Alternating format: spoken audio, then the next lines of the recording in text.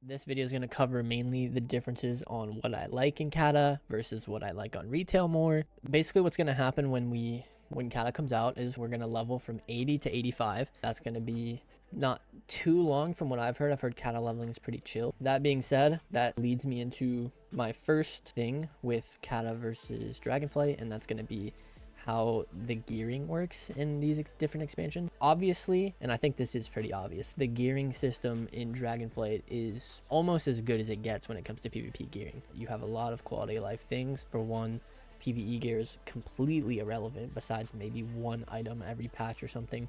But even then, if you don't have that item, it's really not a big deal. As opposed to, let's look at like Wrath, for example. If you didn't have PvE trinkets, PvE items, PvE gear, you weren't competitively viable. Now, this is actually the case for the first season of Cata, for those of you guys who don't know. The first season of Cata is basically going to be just like, you hit 85, you do an honor farm in Battlegrounds, you get all of your blue gear, and then you get Conquest, you play PvP, and you unlock the purple gear. If that was a deterrent for you, I highly recommend, even if you aren't super sold on Cata, to at least play the first season.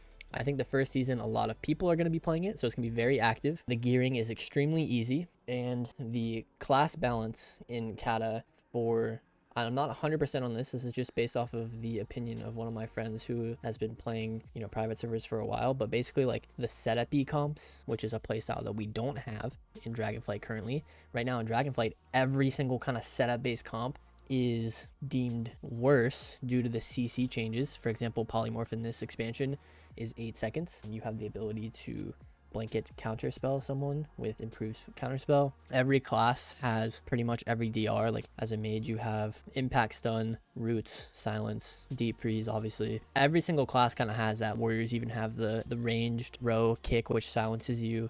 Every class sort of has a lot of CC like that, and that makes the gameplay kind of more appealing to me, is that the CC that you land matters a lot more. And I think that type of gameplay is really rewarding, as opposed to the Dragonflight style of gameplay where it's simply push all your damage out. Like for example, in Dragonflight, the best thing you can do most of the time, especially in Shuffle, you get into a game and you just want to pop Veins right away. You want to pop Incarn right away. You just want to get it on cooldown because you're doing more damage that way. Basically, it's just like a PvE AoE game, right? Where you want to be doing as much AoE damage as possible. Basically, you're just playing the details. You want to just do as much details damage as possible. And then CC is kind of the the afterthought. Whereas in Cata, the game is more momentum based. So it's really good most of the time to get CC first before popping cooldowns, before doing damage. And then you push out your damage and you go off of the momentum of that CC that you get, and then off of the momentum of the damage you get. Another thing I like about Cata is I like how when someone pops a defensive cooldown, it doesn't immediately mean that they are immortal. On retail, if we're fighting Holy Pally Warrior and the Pally Trinket sacks the war, there is like no world, or let's say the Warrior Trinket parries, there is no world where that guy is going to die through those cooldowns. Another point that I like about Cata is that classes don't all have a million different ways to save themselves, and their saves are not even like that guaranteed of saves. Whereas on retail, Warrior Trinket parries or a Pally Trinket sacks, it's like that means they're immortal. Immediately you just swap, start doing damage on someone else, because doing damage into damage reduction is less valuable because you're doing less damage into damage reduction. So you might as well swap the other target and just hit someone who your damage is going to do 100% of it. So I think the gameplay in terms of setups and being able to win off of momentum versus like the retail style trading card gameplay where it's like, okay, they used X cooldown, I'll trade Y cooldown, and now I'm immortal. So then it's like you just got to do that over and over and over, and you get all those cooldowns not through CCing people, but basically just by overwhelming them with damage. So I'm excited for that change of pace to go back to what I view as like the way Arena should flow. I think a lot of people really do miss the setup-y style gameplay. It's one of the biggest complaints I've heard about Dragonflight in the War Within, and I think in the War Within that will be even more so the case, because basically every ability that you have in the War Within is going to AoE. So Flurry, for example, right now is a single target ability, but in the War Within, when I press Flurry, it has a chance to Ice Nova or Living Bomb them, Ice Nova with Flurry, and then when you lance, it has a chance to leave a Living Bomb. So it's like all your single target spells are getting some sort of AoE component, which is a philosophy or a path that I don't necessarily agree with on everything becoming AoE, because I personally enjoy landing sheeps and those sheeps not breaking to my rotational spells and stuff like that. Now to talk a little bit about what's good on retail. For one, we've already kind of mentioned this, but the gearing. So the gearing, and to go into the next one, is like the alts. You know, when you have a fully geared character, you can simply just use your honor to send, or honor or conquest later in the season, to send boxes to your alts.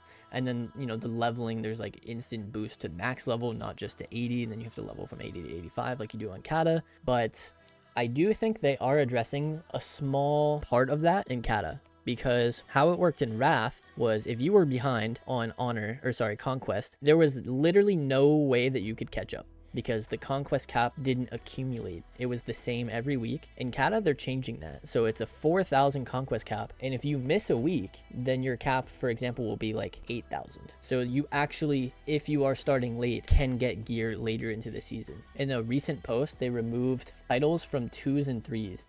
So the only way that you can get Gladiator or rank 1 is not going to be through 5s or 2s. It's going to be through 3v3. And I really like that change. I know not everyone is super happy about it, but the reason it's good is because Wrath had a big problem with the 2s bracket being extremely sweaty. And I don't even mean sweaty, I mean like degenerate. You couldn't queue the game if you were streaming, because someone would immediately see that you're streaming and be like, okay, they're queuing Rogue Mage, and then they'll queue a counter comp into you. Because you could get titles from 2s, people took them so extremely serious, sniping, dodging, all this kind of stuff. And the 2v2 bracket it's a for fun bracket. Like the skill expression in 2s is way lower in 3s. I've always treated 2s as like a for fun bracket. I love being able to just queue Rogue Mage on stream, and I think with the removal of titles, people have basically no incentive to want to sit there and snipe for CR, snipe for rating.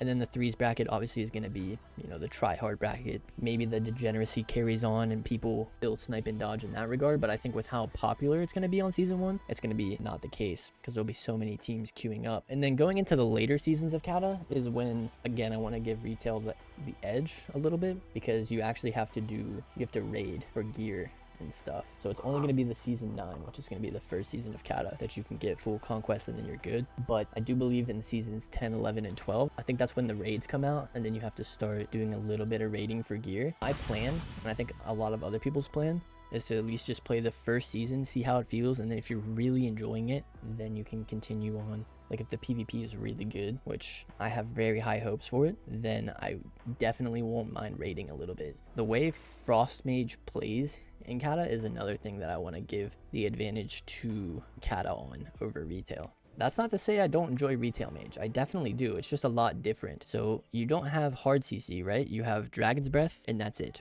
And sheep, I guess. But they are very nerfed versions of their previous self. And then the rest of your toolkit comes in the form of like micro CC. So Ice Nova, a non-DRing root. Blast Wave, which is a big knockback. And then you have so much mobility with double shimmer, displace, and then alter time acting as a blink and resetting a blink if you use it correctly. And then of course you have 10 million different ways to survive with wall, barrier, double barrier. Alter is obviously insane. Displacement heals. You basically use all of these as peels. Nova, Blast Wave, Frost Nova, and DB. Like all these different micro CCs, right? Whereas on Cata, what are your defensives? You have one Nova, I guess two with actually, in Cata, you have a lot of Novas, I won't lie. You have Cone Root, which is its own DR, so it's kind of like your Ice Nova, which makes Cata feel more comfortable for me coming from a retail perspective, because this version of Frost Mage is actually kind of close to how retail Frost Mage feels. So I feel like I was able to pick it up really quick. You still have your double block. You have Blink. There's no cooldown reduction, which is a thing that I really like. There's no like shifting power or grounding surge, like whenever you counterspell, it reduces it by 4 seconds.